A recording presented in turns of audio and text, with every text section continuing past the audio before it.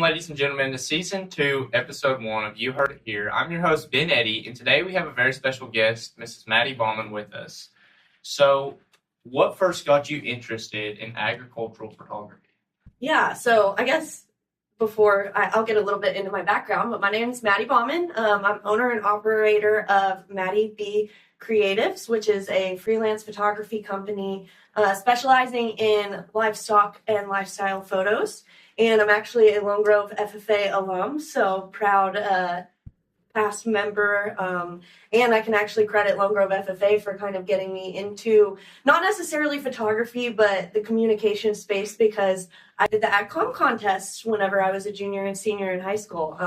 And so getting to do that, I was like, wait, I kind of like this writing deal. And then kind of pursued that into college. But how I got into photography specifically started, I went to 2 years of junior college at NOC Tonkawa, where I played softball and was on the Presidential Leadership Council, and I studied agriculture while I was there. And then my junior year, I transferred to Oklahoma State, majoring in AgCom and animal science. And my very first semester, I had to take a photography course as a part of my AgCom curriculum. I did not know, however, that I needed my own camera to take said course. So it was the first week of school, and I got the syllabus, and I called my dad having a panic attack and said, oh no, I need a camera. And we ordered a Canon kit, Rebel, and lens on Amazon, and the rest is history. Went from there. Yep. I spring that on you at a bad time. Yeah. But it all worked out in the end, so all good. Was there a moment when you realized that this is what you wanted to do full time?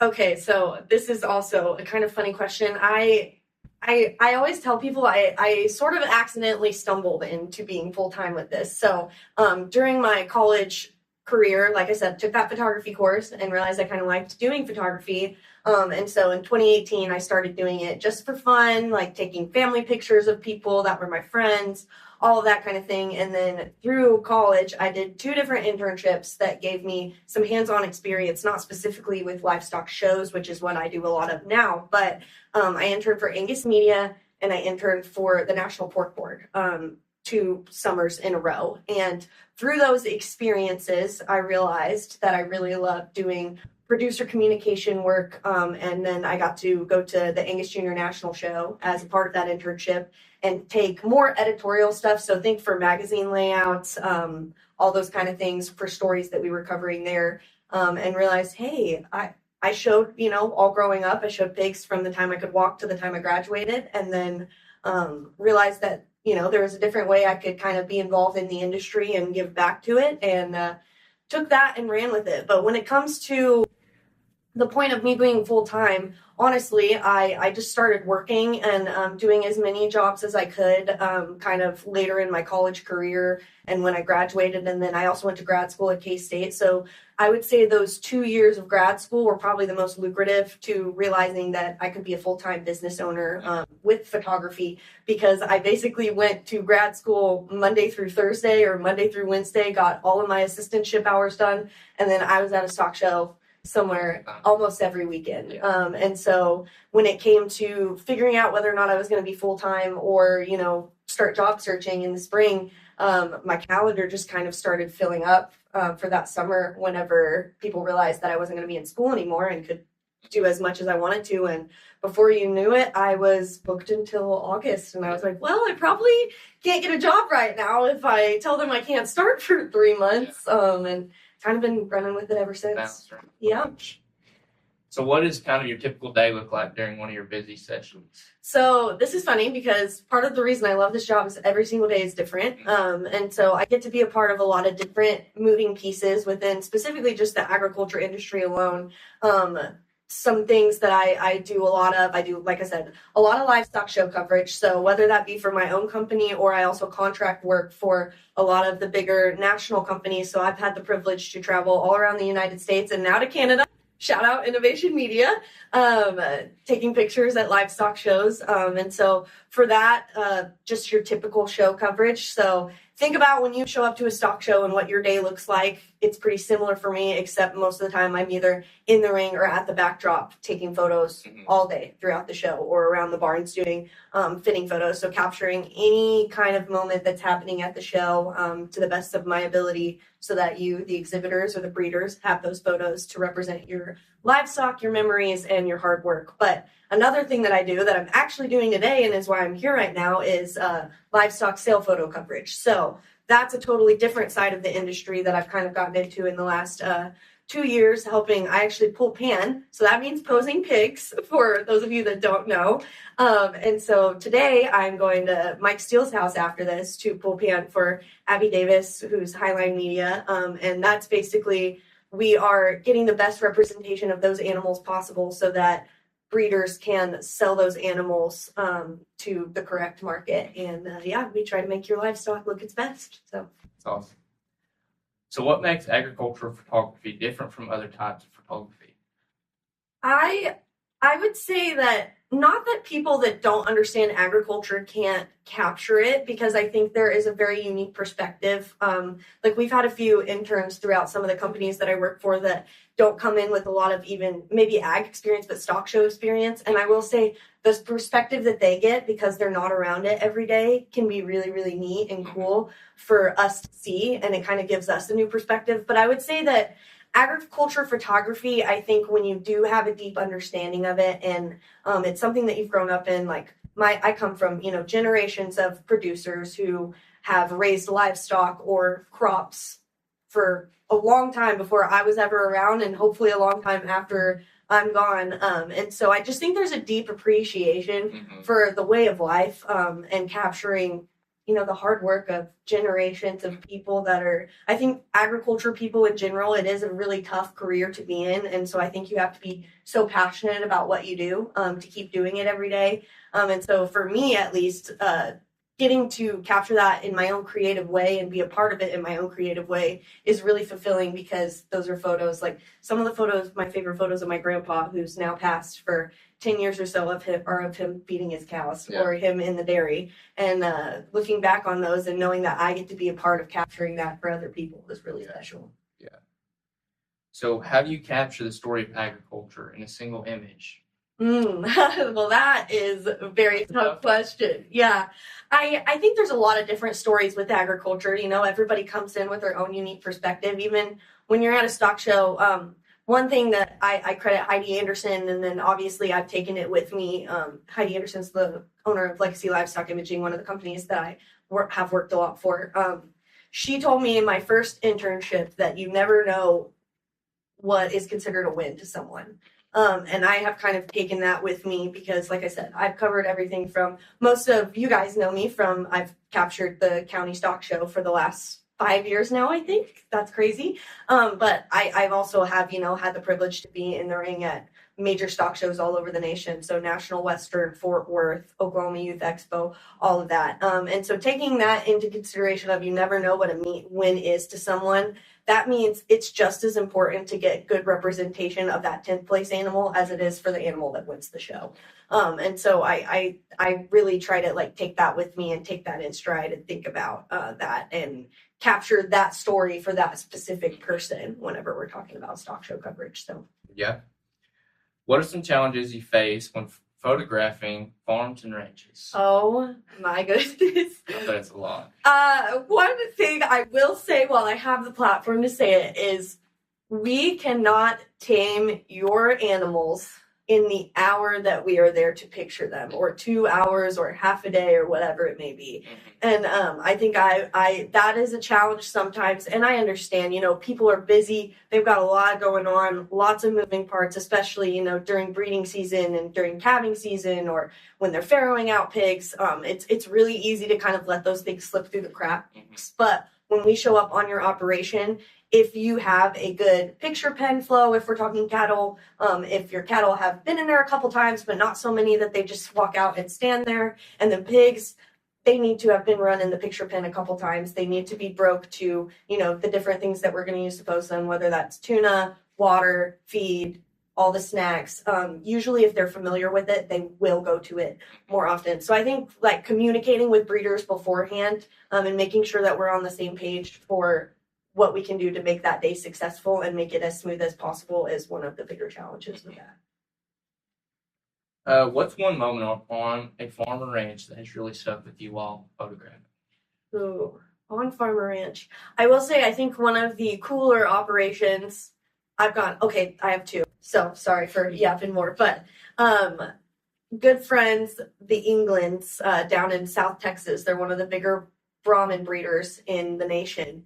And Sierra Franks with Uplift Imaging took us out there. She's good friends with them. And when we were down there for a show, we got to go out to their operation and tour it and take some on-farm pictures. And I love Brahmin cattle. That might make me crazy to some people, but I have an affection for them. I think they're so majestic. And so getting to tour that whole operation and see all their cattle like grazing out in the pasture at sunrise was absolutely beautiful. And then another really cool farm thing that I get to do is I go up to Montana. I cover Montana Fair in Billings, Montana, and I've gotten to know some of the breeders and people like that from the area. Getting to do that for, I think this will be my 4th year covering that show this year.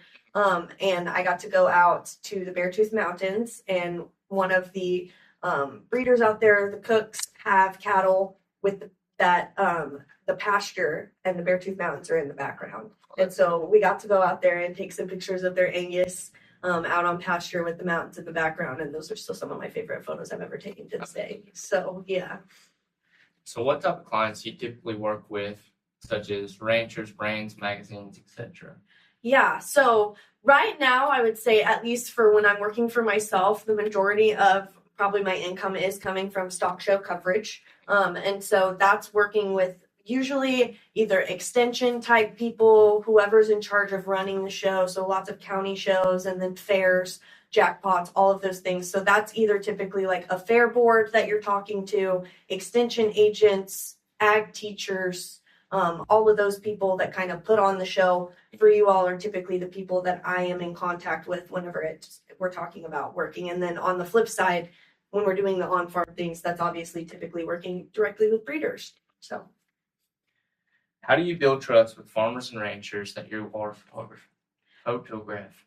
Yeah, I think the biggest thing is proving your knowledge over time, right? And so I've been doing the livestock side for 5 years now, and I would say the first probably really 3 or 4 years, even up until the last year, was just kind of me getting my footing and making sure that I was really confident in the product that I was putting out there, because I think when you're confident, people tend to trust you more. And so I think building that confidence, specifically, I've been doing backdrop pictures more now, and that's, posing the animal after it. Typically it's won something pretty big, and those photos are really important to those breeders and those exhibitors and those families, because that's the representation of how they're going to advertise and remember their win to the rest of the world or the rest of the livestock community. And so that's obviously not something that I take lightly, because we need to be representing those animals to the best of their ability and representing them for what they are, but giving them their best look possible.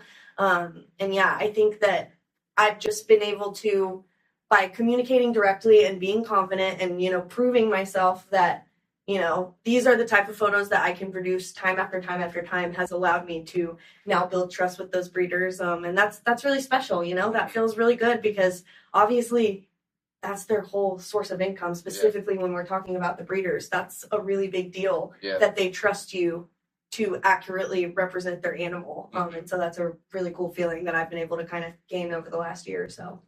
What's the most unique or interesting shoot that you've done? Okay. I don't know if any of you have ever heard of this, but at the Montana Fair, there is a contest called the Pocket Pet Show. And that is anything basically that lives in a cage can show in it. And typically it's kids that, some of them show other livestock at the fair as well, but some of them that might be the only contest that they participate in. And the first year that I was at Montana Fair, this kid had a mouse in a cage, but then they got him to show. So pocket pet showmanship is basically like you're explaining all the facts about your animal. A lot of the kids breed them. And so they're giving, breeding facts and gestation periods and how they market them, yada, yada, yada. So it's just like a lot of fun facts basically about very exotic or different animals than I would typically picture in everyday life. And he pulls out a wine glass and turns it upside down. And I'm like, what the heck is going on right now? Apparently, they're called fancy mice, was the mouse he was showing. And the way that you show fancy mice is you actually take them out and put them on the wine glass because they're smart enough that they won't jump off and they just spin around. And that's how the judge judges them. And it changed my brain chemistry. So that is one of the crazier things I've gotten to picture. I couldn't imagine breeding mice. Yeah, me neither. Yeah. But, to each their own, so.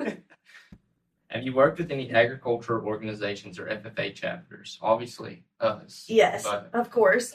Definitely a lot in the county. I've, like I said, naturally, I've built relationships with the ag teachers and the students as I've covered the county show the last 5 years. And so that has led to, officer pictures, chapter events. I've done the banquet a couple times for Lone Grove, different things like that. I also, I get to shoot Washington FFA convention this year. So I'm really excited about adding that to my resume. In May, I've gotten to shoot Texas FFA convention with different company, Sierra Franks with Uplift Imaging, and had the privilege to, kind of do a lot of different out of the box things, not just livestock related, but event coverage as well. And it's really neat, growing up Oklahoma FFA, I think our convention is one of the best. I might be biased, but it's really cool getting to go other places and see how they do things as well, even from like how they nominate their state officers and how those processes are different. And so that's really fun. And FFA, like I said, is something that I'm really passionate about and kind of definitely gave me the trajectory to be in the career that I am today. So it's always fun giving back to them a little bit as well. Yeah. What skills are most important for someone wanting to get into ag photography?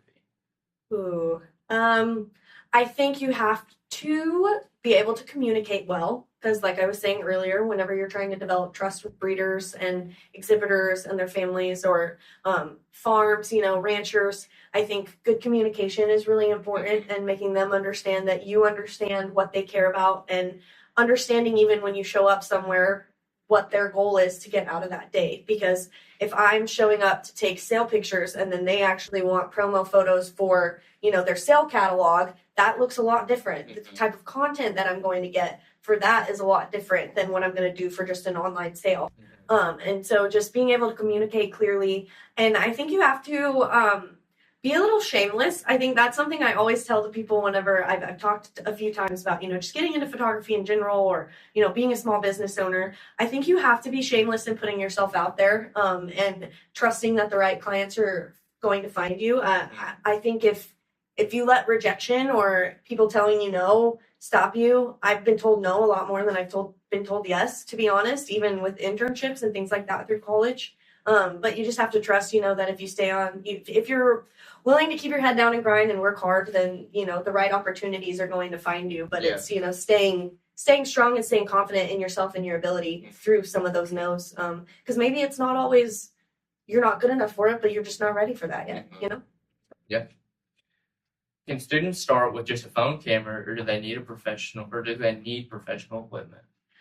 I think the most important thing with photography is not the equipment, but who's on it, and knowing how to use it well. And your creative eye is something that, equipment is not necessarily going to change. So I think, if you're someone who enjoys taking pictures, if you're always, capturing those candid moments wherever you are, maybe that's a sign that photography might be something for you. But I do think, talking from a professional standpoint, I think it's important to understand that if you're wanting to get paid for a service, typically you are not going to get paid for contract work photography, or not get paid well until you have your own equipment. So reaching out to people for internships to just see if it's something that you're interested in before you make such a big investment, because camera gear is not cheap. I'm sure y'all know that from your chapter equipment.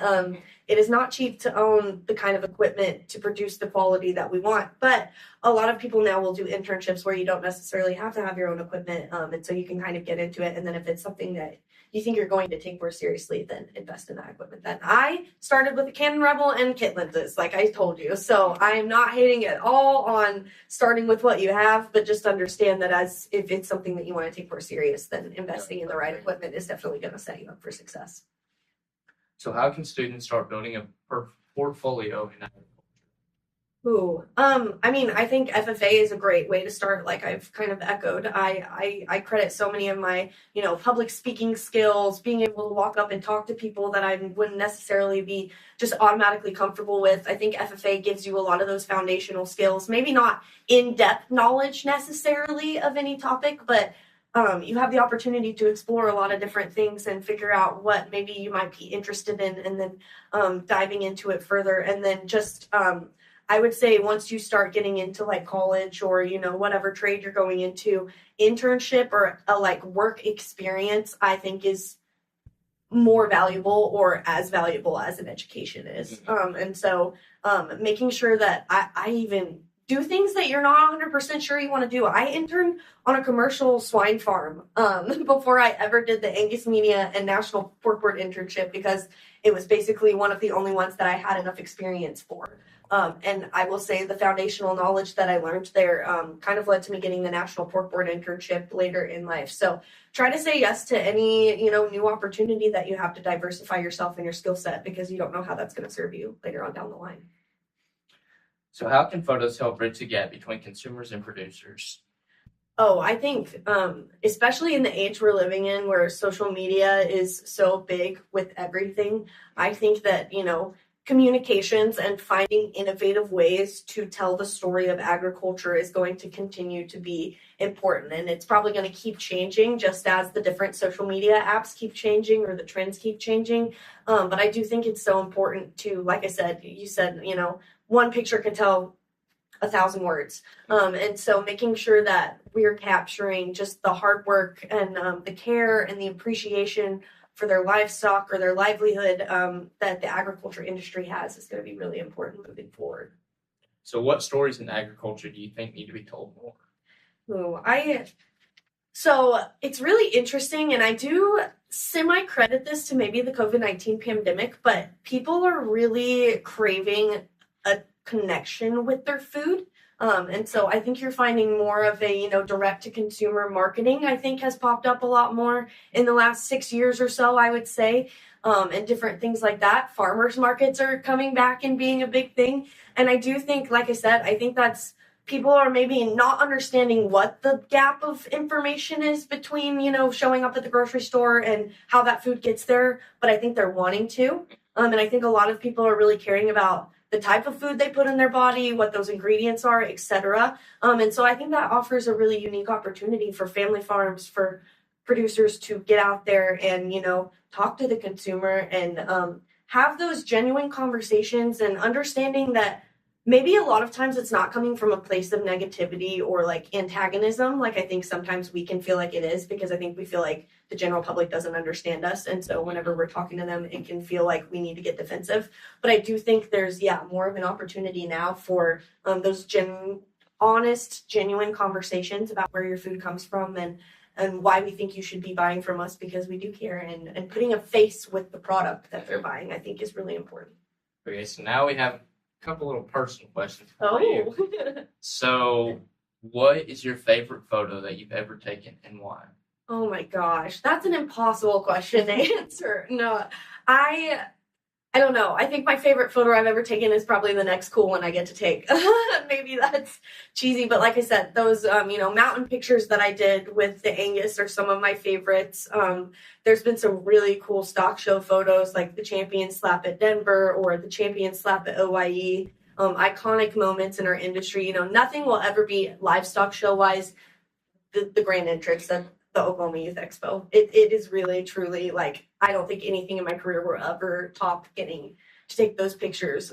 But I think I'm somebody, I also do a lot of portrait work as well. And so, some of the weddings, I just did a wedding at the Lake Murray Chapel, and I got a picture of the stained glass in the back, like the whole stained glass, and the couple is tiny.